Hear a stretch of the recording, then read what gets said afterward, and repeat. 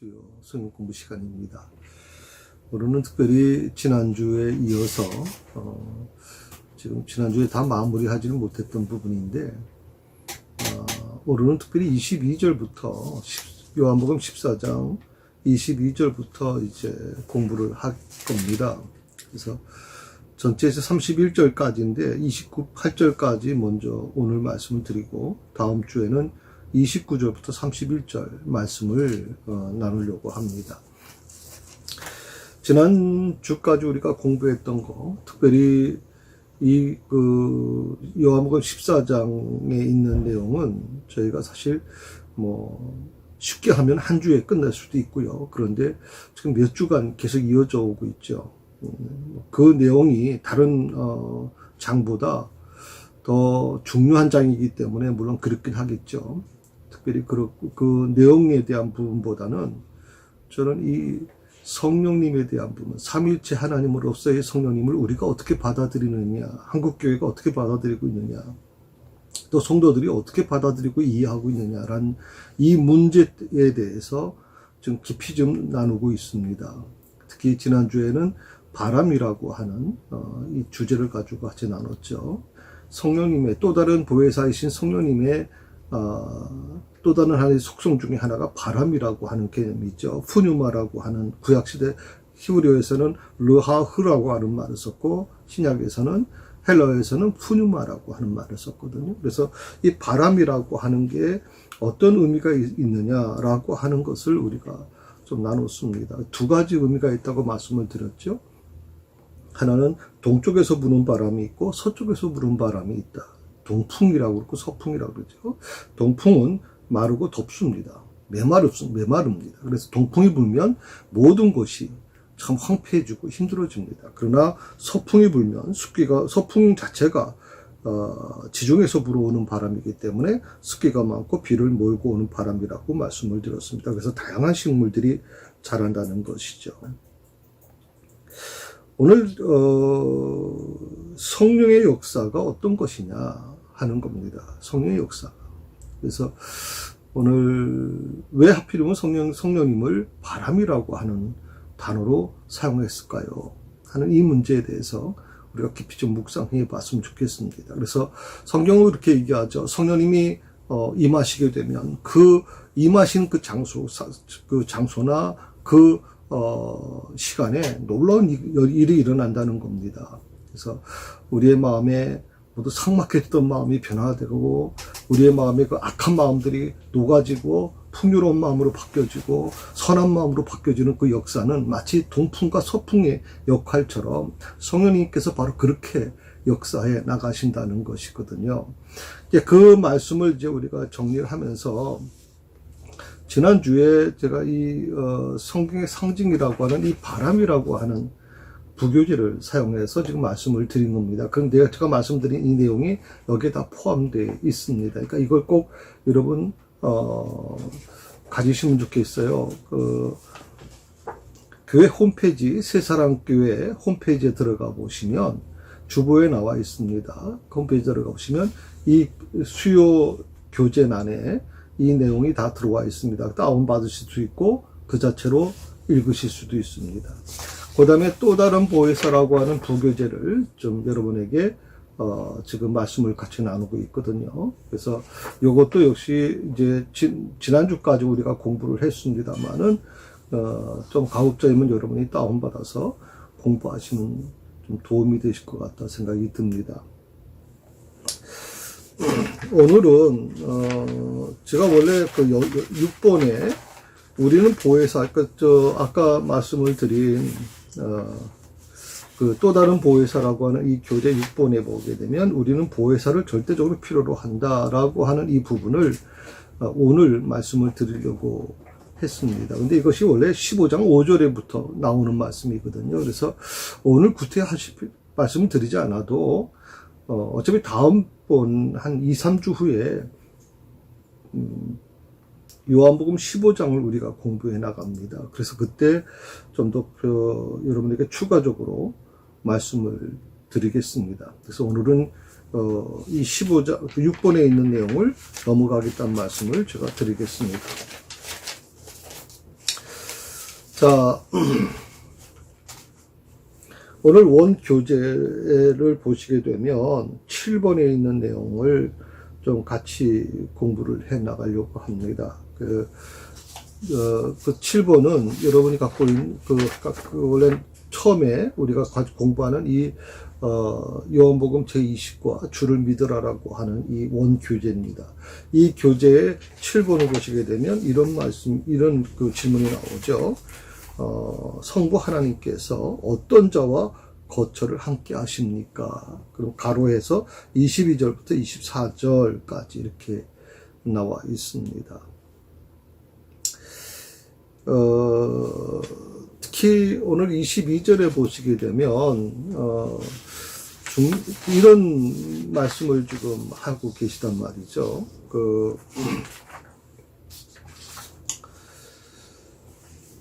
한번 보시겠어요? 22절 한번 보십시다. 자, 같이 한번 여러분 읽어보실까요? 예, 가룟 아닌 유다가 이르되 주여 어찌하여 자기를 우리에게는 나타내시고 세상에는 아니하려 하시나이까 하는 질문을 던집니다. 자, 우리가 이 또 다른 보혜사라고 하는 요한복음 14장에서 주시는 이 말씀 속에서 세 가지 질문을 가지고 공부하고 있습니다. 하나는 도마가 질문한 부분이죠. 주께서 어디로 가시는지 우리가 알지 못하거늘 그 길을 어찌 알겠습니까? 하는 그 물음에 예수님께서 대답을 해 주시는 것이고요. 그 다음에 8절에 보게 되면 빌립이 이렇게 또 질문하죠. 주여 아버지를 우리에게 보여 주옵소서. 그리하면 족하겠나이다. 라고 하는 이 질문에 대해서 역시 9절부터 예수님께서 거기에 대한 또 답변을 하십니다. 오늘 22절에서는 가룟인 아닌 유다가 이런 질문을 던지는 거거든요. 어찌하여 자기를 우리에게는 나타내시고 제 아들에게는 나타내시고 세상에는 안 나타내십니까? 라고 하는 이 물음에 대해서 예수님께서 23절부터 대답을 하고 계시는 겁니다.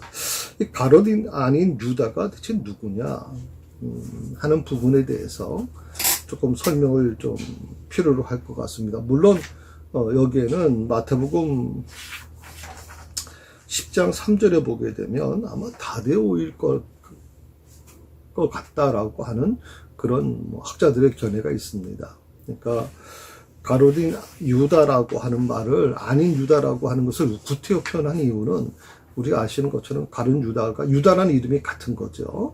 가롯 출신의 유다하고 구별하기 위해서 오늘 유다가 이름까지 바꿉니다. 다데오라고 하는 이름으로 나중에 바뀌어버리죠. 그만큼 가룟 유다에 대한 같은 제자였으면서도 불구하고 가룟 유다에 대한 이미지가 너무나도 안 좋았기 때문에 그렇게 같은 이름을 쓴다는 자체가 부끄럽게 여겨진 것이죠. 자, 제가 예수님의 12제자 명단이라고 하는 그 특징이라고 하는 것을 이렇게 부교재로 지금 만들었습니다. 이거 지금 방금 새사랑교회 그 홈페이지에 올렸습니다. 들어가시면 이걸 다운받을 수 있습니다. 만약에 이것을 수요 공부를 하시기 위해서 구하기를 원하신다면 교회 사무실로 오시면 얼마든지 받아가실 수 있고요. 얼마든지 앞 교회 1층에 비치하고 있으니까 가져가시면 될 것 같습니다. 만약에 이 교재가 정말 필요한데 교회는 오실 수 없다고 생각하시는 분들, 그렇게 어려운 형편에 있는 분들은 교회 사무실로 연락 주시거나 아니면 동역자에게 연락을 주시면 봉투에 넣어서 편지함에 넣어드리도록 그렇게 하겠습니다. 오늘 그 부교재 여러분이 갖고 계시면 좋겠는데 지금 갖고 계실 분이 안 계실 것 같아서 다만 12명의 제자 중에 여기 교재에 보게 되면 4부류로 나눴습니다. 중심 인물, 중간 인물, 주변 인물, 또 배신자, 배반자 이렇게 나왔습니다. 중심 인물에 3사람이 나와 있죠. 시몬, 베드로, 야고보, 요한. 또 중간 인물에는 안드레, 빌립, 바돌로메, 도마, 마태 5명이 나오고요. 주변 인물에는 야고보는 예수님의 형제 야고보라고 이렇게 이해하셔야 되겠죠. 그 다음에 유다, 시몬이 나옵니다. 그리고 배신자로 유다가 나오게 됩니다. 그 과정에 여러 가지, 뭐, 고향이 어디냐, 직업이 뭐냐, 성격이 뭐냐, 또 그 제자들이 쓴 저서가 뭐냐, 뭐 이런 여러 가지를 지금 다 도표화시켜서 만든 거기 때문에 이거는 여러분이 가지시면 굉장히 도움이 되실 거라고 저는 생각을 합니다. 오늘 그 부분을 계속 말씀을 드릴 수는 없어요. 그렇게 하기에는 시간적인 좀 여유가 없기 때문에요. 저는 오늘 여러분과 같이 이 부분을 좀 나누고 싶은 겁니다. 다른 것보다도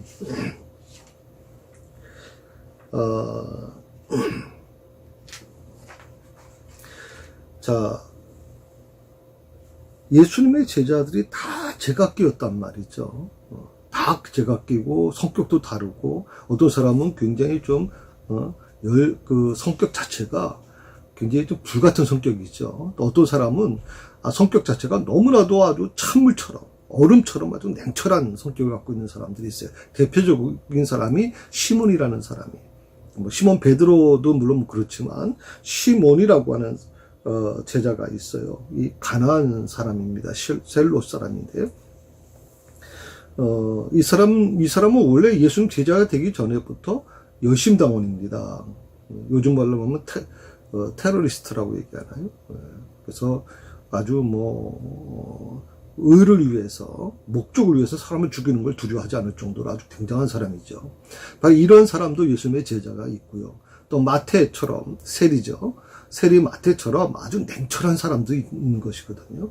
그래서 이렇게 다양한 사람들이 예수님의 그 12제자가 돼서 같이 만나게 됐죠.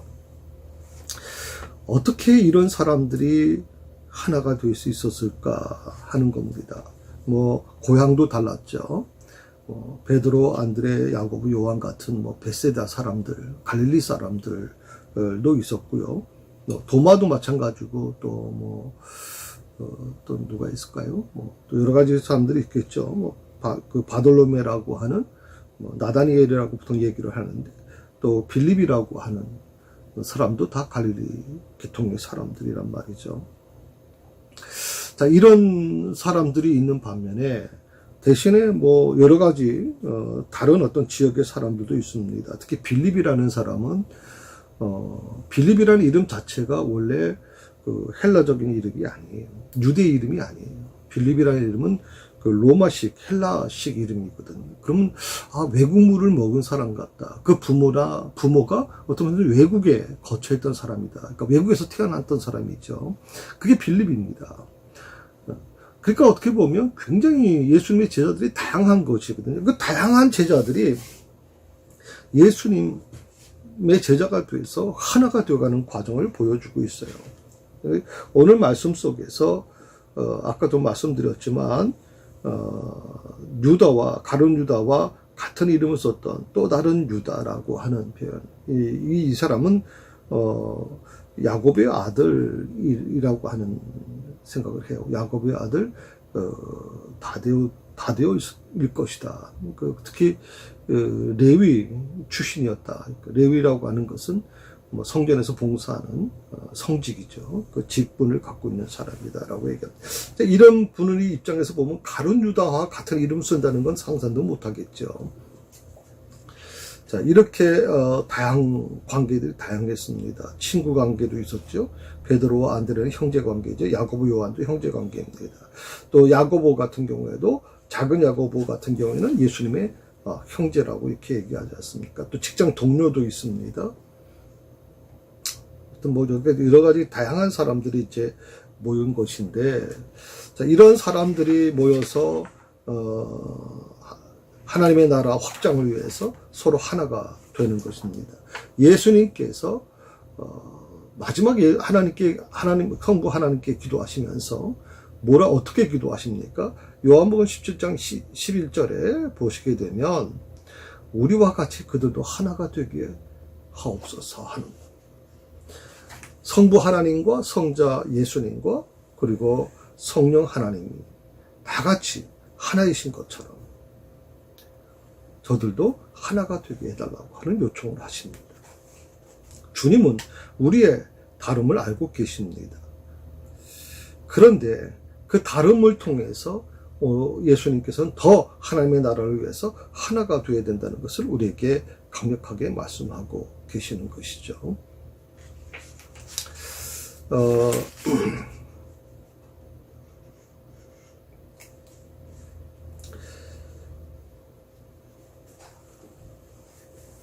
사실 우리가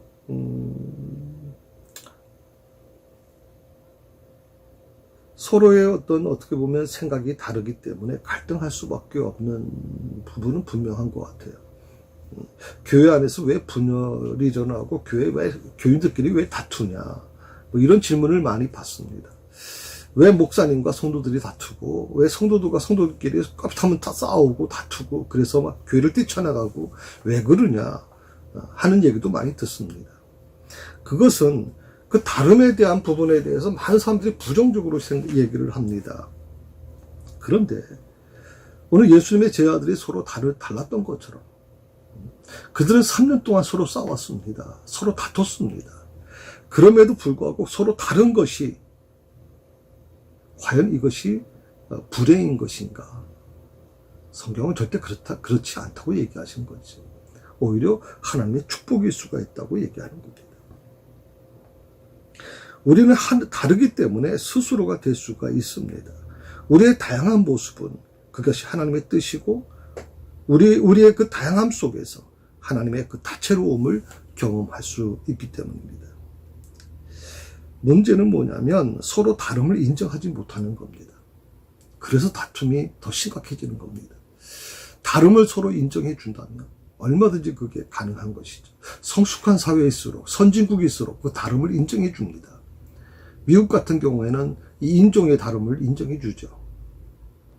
그 다름에 대한 부분이, 물론, 미국도 역시 인종차별이 존재하고 있지만, 그래도 그 다름을 인정해 주는, 나라 아닙니까? 또, 무엇이 다른 것을 인정해 줍니까? 예.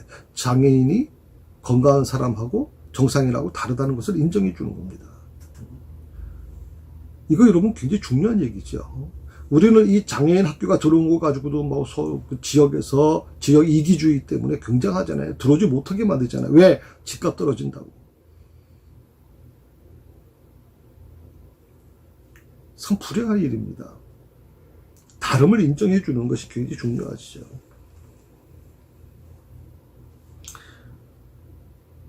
그러니까 서로의 다름을 인정해 주지 못하고 서로 사랑으로 대화하지 못하면, 또 우리 안에 있는 죄를 회개하지 못하면 마지막으로 결국 사탄의 유혹과 거짓에 속게 되는 것이고, 어떻게 보면 그것을 극복하지 못할 때 우리의 삶이 어떤 것이 될 것이냐라고 하는 의문을 갖게 되는 것입니다. 하지만 여기서 우리가 간절히 잊지 말아야 될 것이 있는데, 그것은 예수님은 우리의 다름을 알고 계셨다는 것이죠. 그리고 그것을 위해서 기도하셨다는 것이고, 그리고 하나가 되기 위해서 예수님은 최선을 다하셨습니다. 그렇기 때문에 이 시대에도 역시 마찬가지로 2000년 전에도 그런 일이 있었던 것처럼 지금의 교회도 그런 일이 일어날 수밖에 없는 것입니다. 사도 바울 시대, 특히 예수님이 승천하시고 초대교회에 있던 사도 바울 시대에도 교회 안에 여러 가지 분열이 있었습니다. 여러 가지 갈등이 있었죠. 여러 가지 다툼이 있었습니다. 그래서 그 기록된 것이 바로 갈라디아서고, 그래서 세워진 것이 데살로니가 전후서고 빌립보서입니다. 에베소서도 마찬가지입니다. 자, 이 모든 것이 바로 이 다툼에 대한 부분, 갈등에 대한, 다름에 대한 부분을 조화롭게 만들기 위해서 세워진 것이거든요. 그래서 이 부분을 우리가 좀 더 깊이 좀 묵상하고 나갔으면 좋겠다 생각을 해봅니다. 자, 오늘은 22절부터 31절까지 말씀 속에서 특히 22절에서 28절까지 말씀을 좀 나누려고 하고 있습니다. 가로진 아닌 유다, 조금 전에 말씀드린 것처럼 다데오라고 보통 얘기합니다. 이름을 바꿨죠. 다데오라는 이름으로 바꾼 거죠. 주여 어찌하여 자기를 우리에게는 나타내시고 세상에는 아니하려 하시나이까.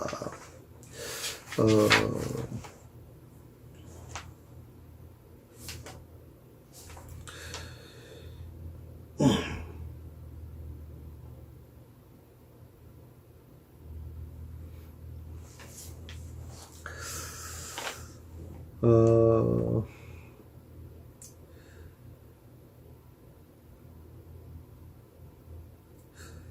유다가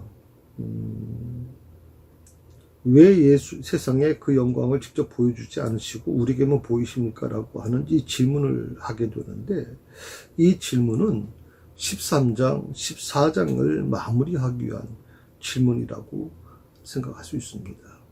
13장, 14장. 끊임없이 바로 이 부분이죠. 예수님께서 계속 제자들에게 십자가를 앞에 두시고 말씀을 하시지 않습니까? 이제 그 부분에 대해서 마무리하기 위한 질문이라고 생각을 할 수 있어요. 이 질문은 제자들이 왜 하나님의 영광을 세상에 드러내는 매개체가 되어야 하는가에 대한 답을 이끌어내는 질문입니다. 예수님께서 끊임없이 제자들에게 얘기한 이유가 뭐냐면, 그들과 3년 동안 동고동락하며 그들을 가르치고 그들에게 정말 하나님의 능력을 허락해 주시면서 그들에게 요구했던 게 무엇입니까? 너희가 매개체가 되어야 된다는 겁니다. 내가 이 세상에서 계속 있을 수가 없다는 것이죠. 나는 이 땅에 있다가 또 너희 곁을 떠나지만 너희는 나를 대신해서 더 큰 일을 감당해 줘야 된다라고 하는, 다시 말하면 예수님이 구원코자 하는 자들과 예수님 사이에 제자들이 매개 역할을 해달라는 것이거든요.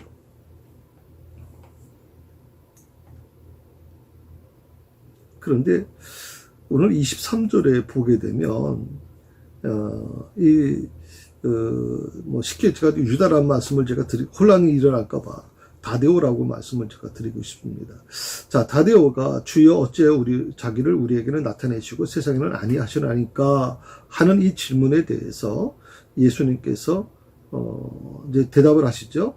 사람이 나를 사랑하면 내 말을 지키리니 내 아버지께서 그를 사랑하실 것이요 우리가 그에게 가서 거처를 그와 함께 하리라. 나를 사랑하지 아니하는 자는 내 말을 지키지 아니하나니 너희가 듣는 말은 내 말이 아니요 나를 보내신 아버지의 말씀이니라. 자, 여러분 이해가 됐어요?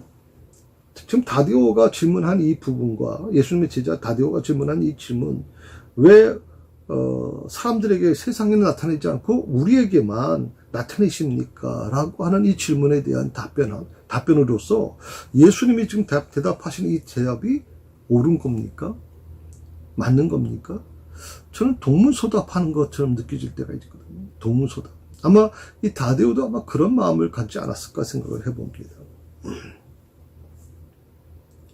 그런데 겉으로 볼 때는 분명히 동문서답처럼 보이는데, 그런데 사실 이 말씀은 지금까지 예수님께서 지켜오신 원칙을 드러내고 있어요. 원칙. 그 원칙이 뭐냐면 세상이라고 하는 것은 예수님을 영접하지 않는 유대인들을 가르치는데요. 그러니까 오늘 말씀 속에서 바로 그런 것을 얘기하는 것이죠. 자, 세상에는 아니하려 하시나이까? 이 질문은 물론 세상은 예수님을 알지 못하는 것으로 이제 이들이 생각할 수 있었겠죠. 그런데 예수님이 말씀하시는 세상은 그게 아니에요. 이 세상은 예수님을 영접하지 않은 유대인을 가르치고 있거든요. 예수님을 영접하지 않는 유대인들.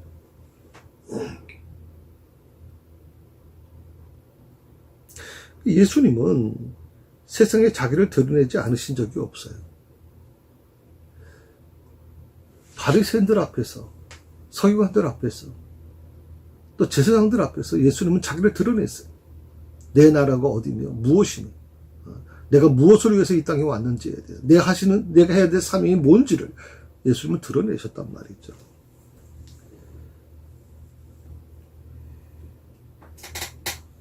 예수님은 가룟 유다를 포기하신 적이 없어요. 자기를 배신할 것을 뻔히 알면서도 예수님은 끝까지 가룟 유다를 사랑하셨죠. 자기를 배척하는 유대인들을 사랑하셔서 자신을 드러내 주셨습니다. 예수님은 제 아들뿐만 아니라 세상에게도 계속 자신을 나타내셨습니다. 다만 예수님을 사랑하지 않는 자는 세상이 되었고 예수님을 사랑하는 자는 바로 제자가 된 것이죠. 지금도 마찬가지라고 저는 생각합니다. 예수님을 똑같습니다. 예수님께서는 지금 그 당시에 예수님 자신을 배척하고 자신을 저주하고 자신을 팔려고 하는 자들, 예수님의 제자 중에 가룟 유다까지도 예수님은 사랑하셨고요. 또 자신을 죽이려고 하는, 흠집집 잡으려고 하는 이 배척하는 유대인들을 예수님은 끊임없이 사랑하시고 그들에게 자신을 드러내셨습니다. 자, 차이는 뭐냐면 예수님을 사랑하지 않는 자는 결국 세상이 되는 것이고 예수님을 사랑하는 자는 제자가 된다 이 말이에요. 그들의 처지가 뭔지, 그들의 지금 신분이 무엇인지가 중요한 게 아니에요. 제자 중에서도 세상이 되는 거고 세상에 있는 자들 중에서도 제자가 될 수 있다는 거예요. 여러분, 이것이 굉장히 중요한 부분이에요. 우리가 교회 안에 있던 아니면 교회 밖에 있던 그 자체가 중요한 게 아니라 교회 밖에 있는 사람들도 얼마든지 제자가 될 수 있고 예수님의 교회 안에 있는 자들도 얼마든지 세상이 될 수 있다 이 말이에요. 그렇기 때문에 어디에 머물고 있느냐라고 하는 것에 대해서 우리가 안심해서는 안 된다는 생각이 드는 거예요.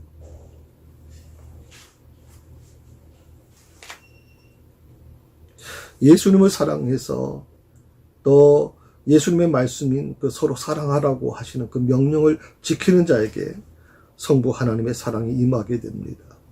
그로 인해서 예수님과 그 제자들 그리고 교회와 하나님이 거처를 함께하는 일이 벌어지게 되는 것이죠. 이것은 하나님의 임재를 말하는 것이고 요한복음에서 이것을 굉장히 중요하게 생각하는 개념으로 나타납니다. 요한복음 1장 39절 한번 찾아보시면 좋겠어요. 요한복음 1장 39절에 이렇게 나옵니다. 제가 읽어 드리겠습니다. 39절입니다. 1장 39절. 예수께서 이르시되 와서 보라. 그러므로 그들이 가서 계신 데를 보고 그날 함께 거하니. 요한은 바로 이 말을 굉장히 중요하게 적고 있어요. 그날 함께 거하니. 예수님과 제자들 그리고 교회와 하나님이 거처를 함께 하는 일이 벌어진다 이 말이에요. 어떻게 보면 하나님과 이스라엘과의 관계와 같아요. 하나님과 이스라엘과의 관계는 떨어지려 떨어질 수가 없는 거죠. 절대 떨어질 수가 없는 거죠. 떨어지는 순간 이스라엘은 죽는 겁니다. 나라는 없어지는 겁니다. 그래서 이스라엘 나라는 반드시 하나님과 함께 있어야만 되는 것이거든요. 마찬가지로 지금도 하나님과 교회의 관계가 같다고 저는 생각하는 거거든요. 교회가 하나님을 떠나서는 존재할 수가 없죠. 그래서 이 부분을 우리가 꼭 기억하시면 좋겠습니다. 자, 25절부터 28절까지의 말씀의 내용입니다. 한번 여러분 집에서 읽으시면 좋겠고요.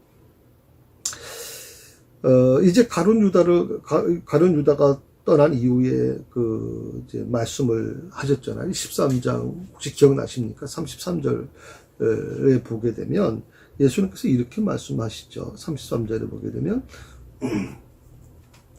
작은 자들아 내가 아직 잠시 너희와 함께 있겠노라. 너희가 나를 찾을 것이나 일찍이 내가 유대인들에게 너희는 내가 가는 곳에 올 수 없다고 말한 것과 같이 지금 너희에게도 이르노라 하는 말씀이 나와요. 어떻게 보면 바로 이 말씀 이후에 13절 이후에 있는 말씀이 반복하며 마무리되고 있는 게 바로 25절부터 28절까지의 말씀이라고 생각이 듭니다. 가룟 유다가 아닌 유다의 질문에 대한 답을 통해서 예수님은 제자들에게 임재하심에 대해 약속하고 계십니다. 제자들은 곧 주님의 부재를 경험할 것입니다. 물론 주님은 성령으로 함께 하신다고 약속하셨죠. 예수님은 제자들을 떠나시지만 본질적으로는 떠나지 않으시죠.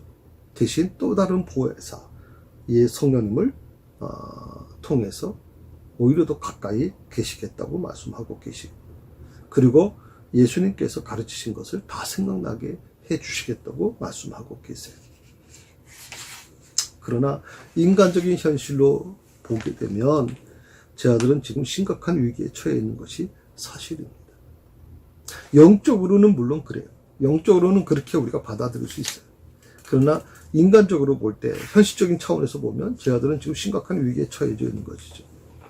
그런 제 아들에게 예수님께서 오셔서 말씀하시는 겁니다. 평안을 끼치겠다고 말씀하십니다. 평안. 이것은 작별 인사입니다. 특히 유대인들이 만날 때나 헤어질 때, 유대인들만이 아니라 근동지방에서 주로 사용하는, 지금도 사용하죠. 샬롬이라고 하는 단어입니다. 평안하냐, 인사하는 것이죠. 만날 때는 헤어질 때 인사하는 것입니다. 그런데 예수님은 이 작별 인사 하나도 그냥 하시지 않습니다. 예수님이 말씀하시는 이 평안, 안녕이라고 하는 것은 세상이 주는 평안, 안녕과 다르다는 것이죠. 그러므로 그 가운데 근심이나 두려움이 없게 하라는 것입니다. 주님은 다시 제 아들에게 오신다는 사실을 재확인하고 계십니다. 또한 예수님을 사랑하는 자들은 예수님이 아버지께로 간다는 사실을 기뻐하였을 것이라고 말씀하고 계십니다.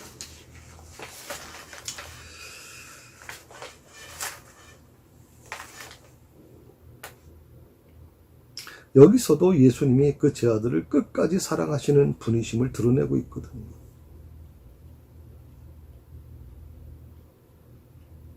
예수님은 앞에서도 하신 그 비슷한 말씀, 13장 19절 그리고 14장 29절에서 하신 말씀인데요.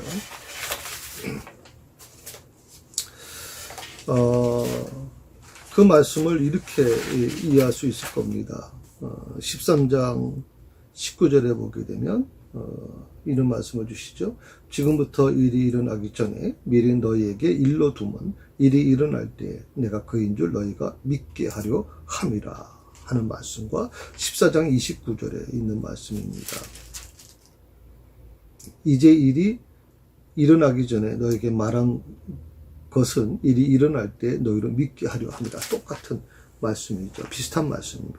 이것을 다시 한번 반복하고 계시는 것이죠. 예수님이 이 말씀을 반복하고 계시는 이유는 십자가를 지시고 제 아들을 떠나실 때 제 아들이 두려워하며 믿음을 잃지 않도록 하기 위한 겁니다. 내가 다시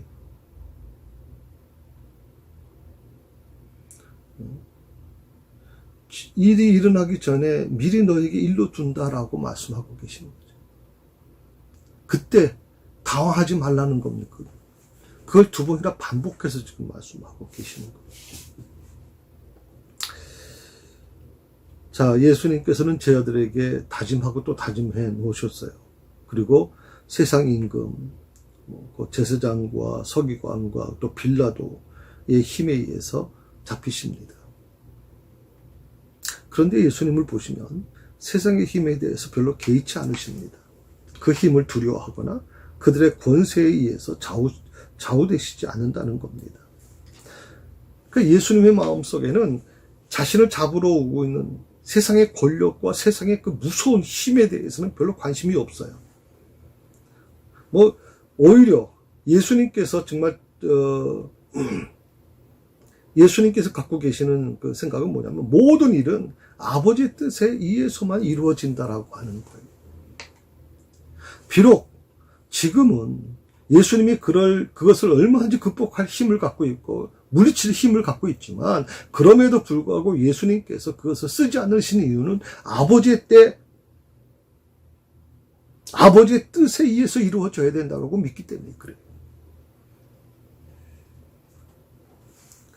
예수님은 오직 아버지의 명령대로 행하고 있고 세상에 그 사실을 알게 하려고 그들에게 스스로 잡히시는 것일 뿐이라는 것이죠. 예수님이 십자가를 지신 것은요, 어쩔 수 없이 지셨다? 아닙니다. 예수님이 스스로 십자가를 선택하신 것이죠. 예수님이 피할 수 있는 길은 얼마든지 있었습니다. 십자가를 달리지 않으시려고 작정하시면 예수님이 얼마든지 안 하실 수 있었습니다. 그럼에도 불구하고 예수님은 스스로 십자가를 지셨습니다. 그런데 예수님을 잡으러 온 자들은 놀랍잖아요. 예수님 무슨 칼을 들고 있습니까? 그런데도 불구하고 칼과 망치를 들고 오지 않았습니까?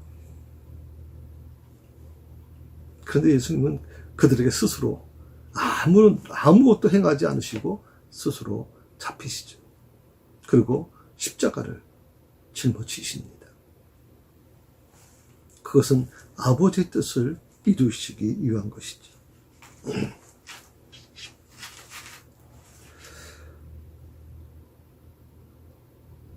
오늘 요한은 유대인들이 예수님을 신성 모독자라 비난하며 죽이려고 하지만 사실 예수님이야말로 성부 하나님을 얼마나 사랑하셨는지 그 말씀대로 행하신 분이었음을 지금 강조하고 있거든요.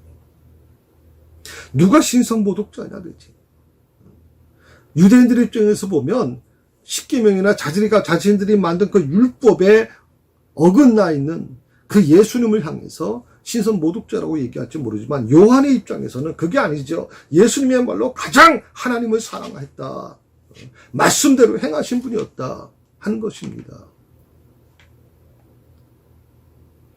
이것은 어떻게 보면 1세기 당시에 교회가 당하는 일과 일맥상통하다고 생각합니다. 유대인들은 그리스도인들, 초대 기독교인들을 보면서 신성 모독을 행하는 자들이라고 그렇게 비난하고 핍박했습니다. 그런데 진정으로 하나님을 사랑하고 그 말씀에 순종하는 자들은 누구냐는 것이죠. 요한이 묻고 있는 겁니다. 진정 하나님을 사랑하고 그 말씀에 순종하는 자들이 누구냐? 유대인들이냐? 아니다라고 하는 것이죠. 바로 초대 기독교인들이었다고 얘기하는 겁니다. 이것을 바로 예수님께서 그 핍박당하시고 세상의 권력, 세상의 임금들, 대제사장이나 서기관, 빌라도의 힘에 의해서 예수님이 스스로 그곳에 잡히시고 그 고문을 당하시고 그리고 십자가를 지시는 그 모든 과정이 그 예수님을 잡아들인 대적하는 자들, 세상의 힘을 갖고 있는 자들은 마치 자신의 힘으로 이루어졌다고 생각할지 모르지만 아니라는 것이죠. 예수님이 스스로 그것을 선택하셨다는 겁니다. 왜? 아버지의 뜻을 이루시기 위해서. 오늘 우리가 깊이 좀 생각해 봐야 될 게 바로 이 부분입니다. 여러분, 우연히 이루어지는 건 없습니다. 우리가 어떤 일을 결정할 때 그 일의 가장 중심을 어디다 둘 것이냐 하는 것입니다. 세상적인 그런 어떤 가치관에 둘 것입니까? 아니면 세상적인 어떤 흐름에 맡길 것입니까? 아니면 우리는 하나님을 믿는 사람들이기 때문에 하나님 아버지의 뜻에 순종하며 지금 당장에는 손해보고 지금 당장에는 어떻게 보면 어려울 수 있지만 그러나 그 하나님께 모든 것을 맡기고 하나님의 때가 되면 하나님께서 이루실 것이다라고 하는 그 믿음을 가지고 지금의 고난을 이겨내 나가신다면 바로 이와 같은 하나님의 축복이 저는 임할 거라고 생각합니다. 유대인들로부터 핍박을 받던 교회는 이렇게 질문하겠죠. 왜 주님은 지금 우리를 핍박하는 자들에게서 그 영광을 보이지 않으십니까? 도대체 주님은 어디 계시는 겁니까? 왜 우리의 고난을 보고만 계시는 겁니까? 라고 질문할 수 있습니다. 그 질문에 대해서 요한은 이렇게 가르쳐주고 있습니다. 주님께서는 지금 우리를 핍박하고 있는 저 유대인들까지도 끝까지 사랑하셨고 예수님의 영광을 저들에게 나타내어 주라는 사명을 우리에게 주셨다라고 가르치고 있는 겁니다. 그리고 성령께서 교회 가운데 함께 계시고 예수님께서 여전히 함께 하시기 때문에 두려워하지 말라는 겁니다. 그리고 주님께서 주시는 평안을 누리라고 격려해 주고 있습니다.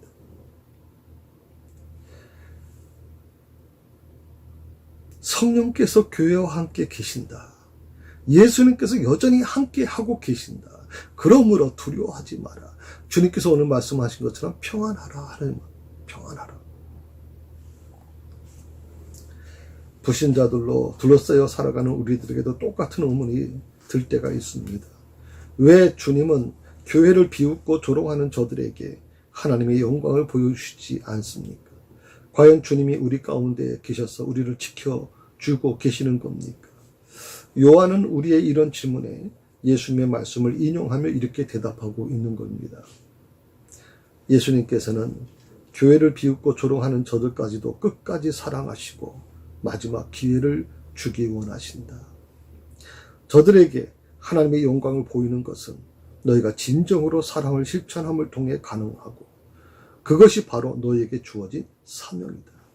너희가 서로 사랑하라는 주님의 계명에서 떠나지 않는다면 성령께서 너희와 함께 하실 것이고 주님이 너희 가운데 영원히 거하실 것이다. 너무나도 참 아름다운 말씀입니다. 저는 오늘 이 요한복음 14장 22절 말씀을 통해서 또 23절부터 예수님께서 하신 이 말씀을 바라보면서 정말 마음속에 깊은 감동을 느끼게 됩니다.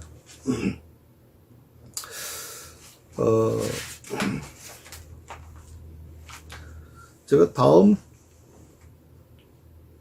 주에는 오늘 이제 28절까지 말씀을 좀 나눴고요. 다음 주에는 29절부터 31절까지 말씀을 좀 나누려고 합니다. 그래서 예수님이 하신 말씀 속에서 정말 왜 이 말씀을 하셨을까 하는 이 부분을 같이 좀 풀어보려고 하는데요.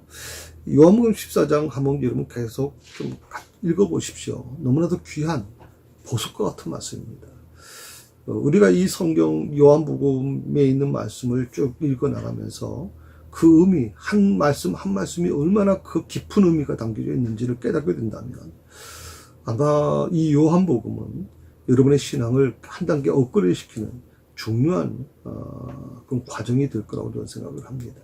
조금 더디 진행되고 있지만 이 요한복음에 있는 말씀을 여러분 깊이 묵상하시고 요한복음 이 강해가 끝났을 때는 공부가 끝났을 때는 여러분의 신앙이 굉장히 더 성숙한 믿음으로 설 수 있기를 바랍니다.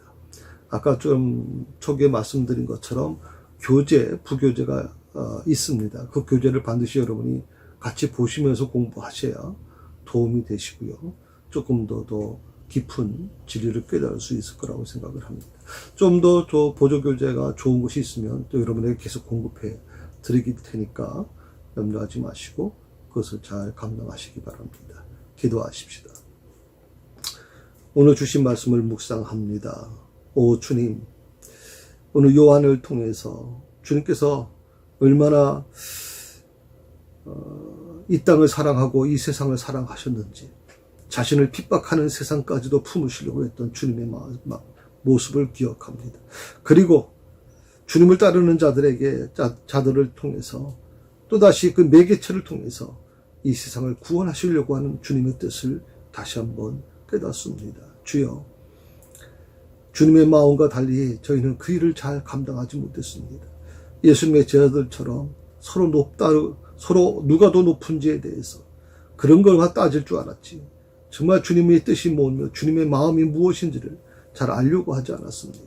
오늘 요한복음 14장에 있는 이 말씀을 통해서 다시 한번 우리 자신을 돌아보게 하시고 주님께 온전한 모습으로 나아갈 수 있도록 도와주옵소서. 예수님의 이름으로 기도드립니다. 아멘. I know you.